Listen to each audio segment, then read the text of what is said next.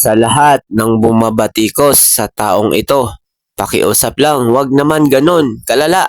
Alalahanin natin mga idol na ang taong ito ay may puso din na nasasaktan. At kababayan pa natin, baguhin natin ang ugaling Pinoy.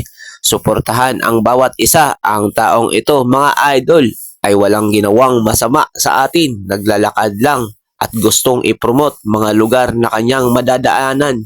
Alalahanin natin mga idol na may Panginoon tayong mapagmahal sa lahat. Ang taong ito mga idol ay dati din naming binigyan ng reaksyon ni Bay Rodney nung sumakay siya ng motor, pero nung pumunta siya dito sa aming bayan ay talagang lubos kaming nagpapasalamat dahil na-highlights yung kagandahan ng lugar natin.